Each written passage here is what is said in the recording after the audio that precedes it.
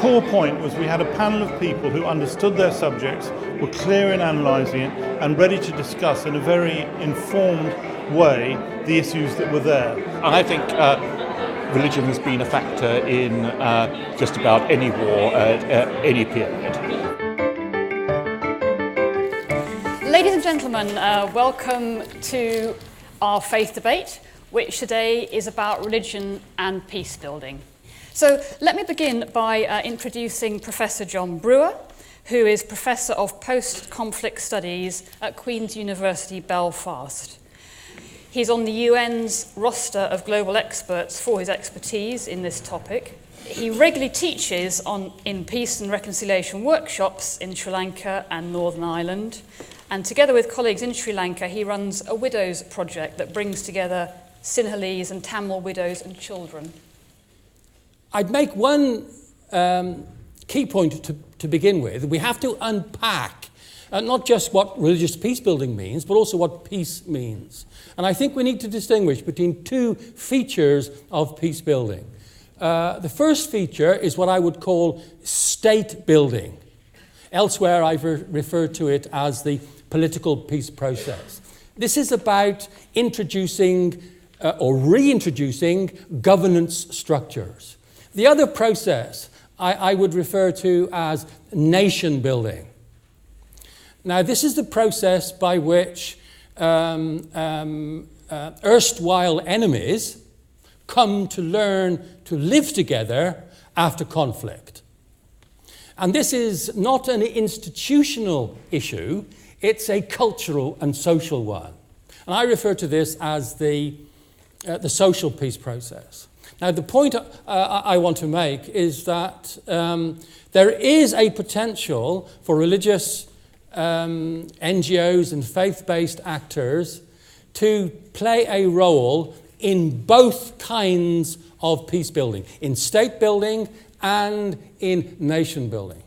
In state building, for example, faith-based NGOs can use sacred space to bring parties together in dialogue through back-channel communications in a way that they can't be seen to be dialoguing in public. And this was very, very important in Northern Ireland, for example.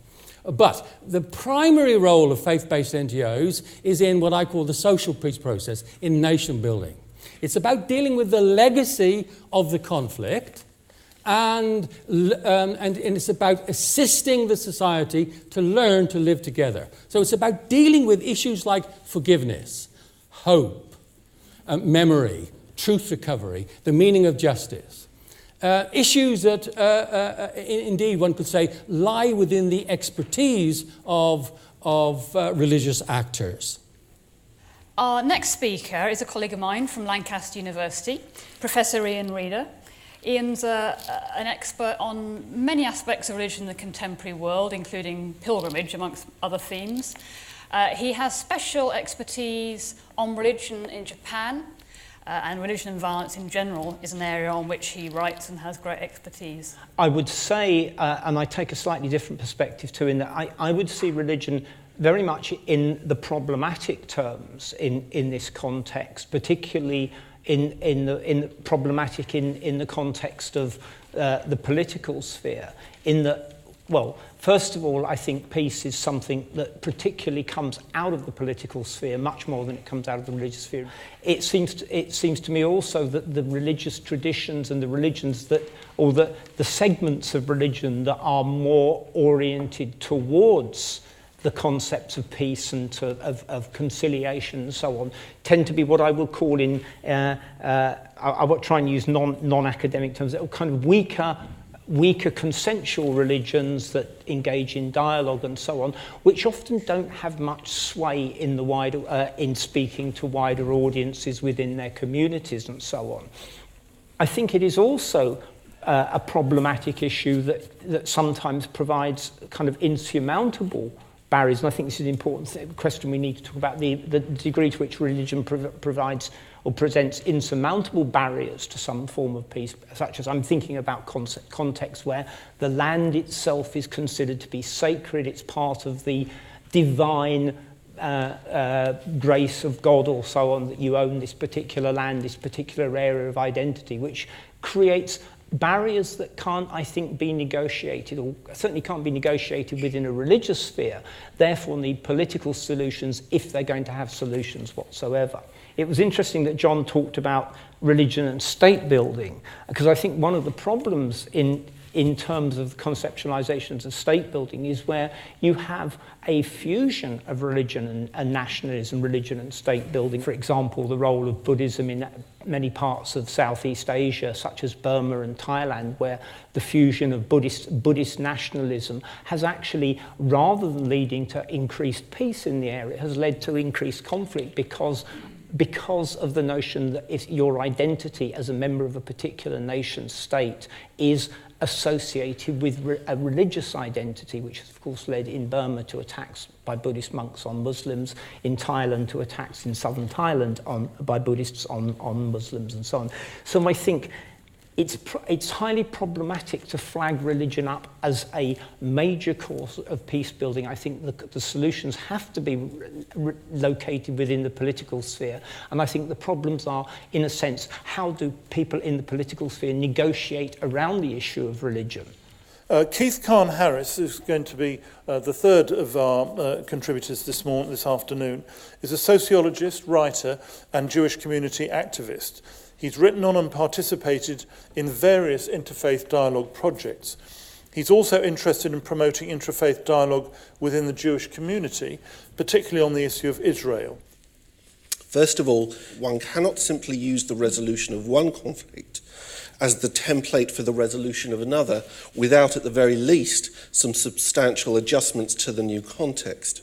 Conflicts are perhaps best resolved by bracketing out the wider context and wider conflicts. And this, of course, is why the clash of civilizations rhetoric is so incredibly pernicious and unhelpful, because it bundles up lots of different conflicts into one conflict. It becomes essentially a self-fulfilling prophecy.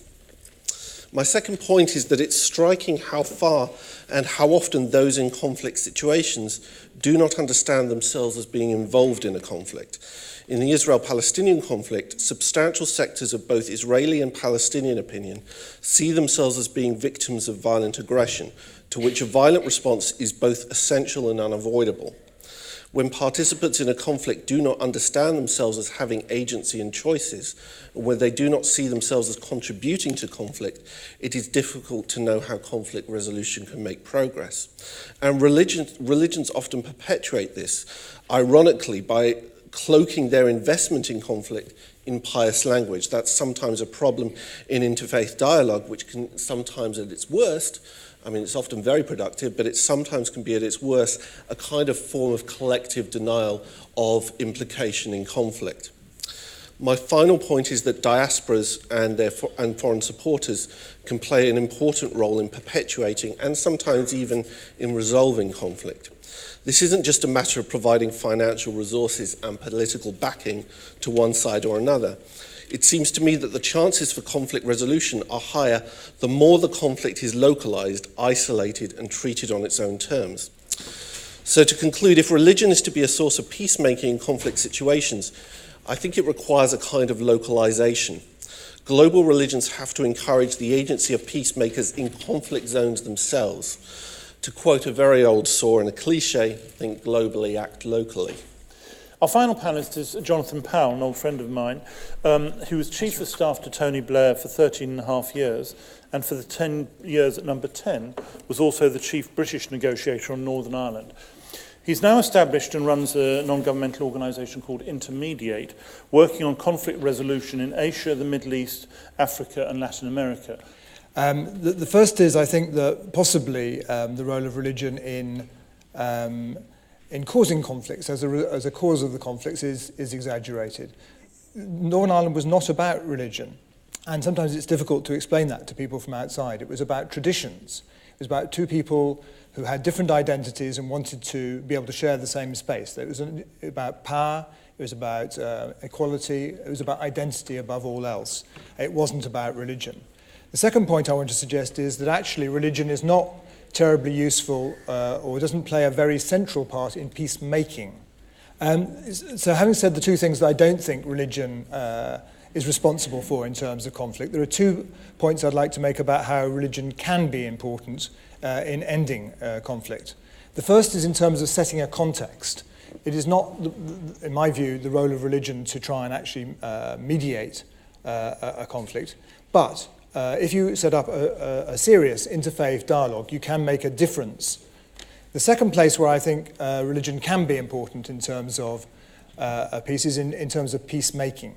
Because if you think when you've got to a peace agreement that you've suddenly solved all the problems, you're making a sad mistake. It's not like a fairy story where you live happily ever after once you've signed a peace agreement. You have all sorts of problems left, as we've seen in Northern Ireland recently, in terms of violence, in terms of politics, and most of all in terms of sectarianism. There are, therefore, in terms of peacemaking, not roles for religion, but in terms of peace building, that stage that comes afterwards in particular, and building the context for peacemaking, an important role that religion can play. Thank you. Let me start off just by asking you to say a little bit more about what peace is. Well, the most famous distinction in the literature is the distinction between what's called negative peace and positive peace. Negative peace is the ending of violence. It's represented, for example, by a ceasefire or a truce. And it tends to be contrasted with what is called positive peace. Now, positive peace is the introduction or the reintroduction of justice, fairness, and equality of opportunity.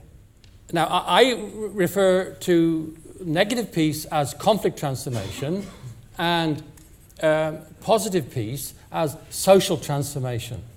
Now, quite often, religious actors are unable to agree on what peace means. For example, in Northern Ireland, Protestants tended to want the negative peace, simply the ending of killings, whereas Catholics wanted a much wider understanding of peace, that is to say, the reintroduction of fairness, equality, and justice. The analogy I'd use is cold peace, which is often which often describes the relationship between Israel and Egypt. That's where you recognise you have to live alongside each other. You don't like each other in any way. You'll try and leave each other alone, ignore each other as much as possible, and cooperate when it's absolutely necessary. Peace is about learning to live with continued disagreement. It's about finding new and non-violent ways of learning to disagree. Probably would be rather boring if we got to a situation where we all loved each other and there was no kind of chaos and conflict in the world, because I think that's part of the human condition which makes the world rather interesting, makes everything so interesting in some ways. Well, in terms of peace is not an event. Peace is not a piece of paper. It's a process. And what you're trying to actually do is build trust between people who don't trust each other. And if you reach an agreement, you have an agreement because they don't trust each other, and they don't trust each other anymore once they've signed a piece of paper. So the key point of a peace process is actually the implementation part. It's when people have signed an agreement, then actually do what they say they're going to do, rather than not doing it. It's only then you have the chance of getting into a lasting peace. So I think that when you ask the question, what is peace, you've got to sequence it. You've got to have a set of immediate ambitions as to what you're trying to achieve, and then you've got to have some issue of what are the rules within which the discussion will then take place. And then it's a question of your implementation and identifying the key issues which are about the identities of particular communities, which is where, of course, religion is very important. How is it that we in the West, who are avowedly secular and deny actually the spiritual, transcendental, fear and motivational aspects of religion, which are very grassroots things, how is it that we think that we can move into these fraught arenas with anything that is actually going to help? Because my question was actually going to be about how religion and religious rhetoric has depoliticised understandings of the conflict in northern Uganda and the solutions, and have been a problem. So I was wanting to ask a question about how this can be overcome. How can we use religious framing in a positive way, which doesn't depoliticise the conflict and solutions to it? Because this relates very closely to matters of justice, which is obviously tied very closely to peace building. And like you were talking about political views, I was more about like how science and atheism and religion could affect the views in like the general public, and how could that influence and have an impact on the way to have peace in the world. I wanted to ask specifically about whether or not religion in peace building could be interpreted as a negative influence by the secular public. I'm thinking specifically maybe about Israel-Palestine. If people don't either identify themselves as religious, if they're very secular, or they don't think that religious actors should be involved, is that a complicating process? It started off, Zionism was a secular movement, overwhelmingly so, and still is to a certain extent. So Palestinian nationalism was also, initially at least, and still even to some extent today, a secular leftist, modelled on secular leftist liberation movements. What has happened in the last few decades is that it is taken on an increasingly religious element, and because of that has become increasingly difficult to solve. Well, I think we need to accept that we live in a secular society, and that means that, in modern days, there's no such thing as a religious conflict, i.e. a conflict about religion.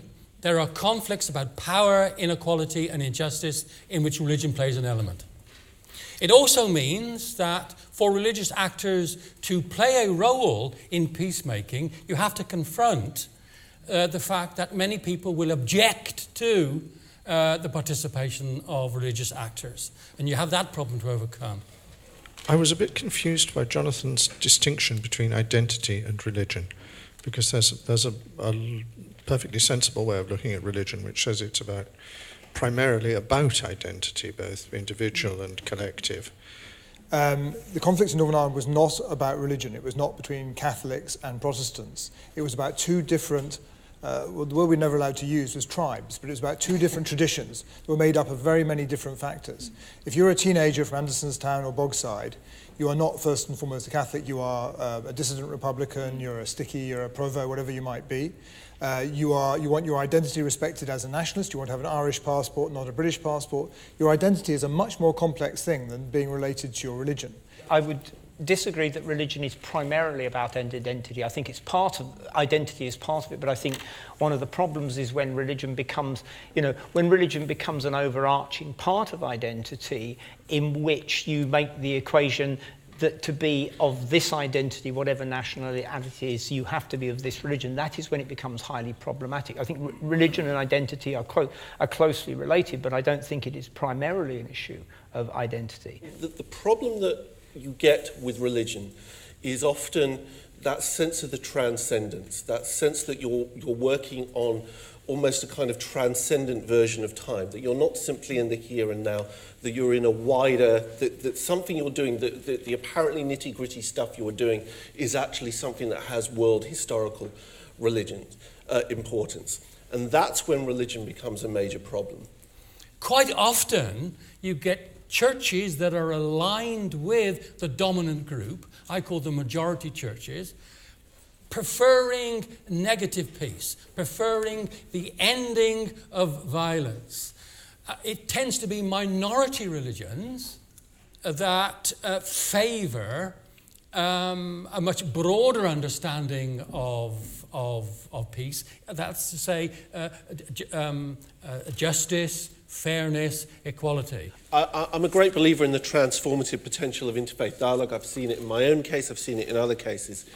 But it can be very, very problematic in certain respects. And I think particularly the global interfaith stuff is often very problematic because it creates this high level of often very pious-sounding sort of occasions, which don't often have anything very much to do with what's happening on the ground, although at their best they can set a context for what's happening on the ground. And in fact, at their worst, they can be a kind of alibi for religious leaders to make them feel good about themselves. But it works, but where interfaith stuff can really be transformed is on a quote-unquote grassroots level. I'd be interested in the panel's opinion on reconciliation and justice post-peace compared with the justice issues and grievances pre-peace, and where religion might take a role in that. In Colombia, again, it's interesting because Colombia is kind of a guinea pig case. We now have the ICC, and under the ICC it's impossible to have an amnesty. The ICC will not accept an amnesty after an armed conflict like this. Those most responsible must be held to account, either by the national government or the ICC itself will intervene and prosecute the people. That means that you are asking leaders of armed groups to sign up for a peace process, which means they're going to go to jail for 30 or 40 years, which is not a very good incentive to persuade them to sign up for such a peace agreement. So there's a big problem that we face in the trade-off between peace and justice. You have to have justice for such conflicts if you're really going to have a lasting settlement. But if you have justice of that sort, then you are not going to get a peace settlement in the first place. There's a very, very difficult conundrum there. And I think facing the problems has to be part of the solution. But at the same time, if you have to face the problems, but then the inverted commas justice system kicks in that sends the people who face the problems to jail for a long time, it becomes highly problematic, and it actually works as a barrier to reconciliation. Sometimes you just have to say, the past is the past, and, you know, that's where we stop. In a situation where the leaders of these groups that cause conflicts in countries and that, if they agree to the peace terms that say, oh yes, I'm going to go to jail for the crimes they committed, what stops like another person that believes in what they were doing from taking the place and then inspiring more people to continue on the conflicts and stuff like that? Now, look, I feel rather like a UN 1325 observer. For those of you who don't know what the UN 1325 is about, it's about including women in the peace process. You know, I was surprised, actually, gentlemen, that in all the debate we've had so far, you haven't defragged society into a little bit of gendered nuance. What is the role of women in both peacemaking and peace sustaining? And also to say, you know, can we have a bit of a critique on which bits of the religious society we're looking at? You know, when you talk about leaders, you're mainly talking about guys.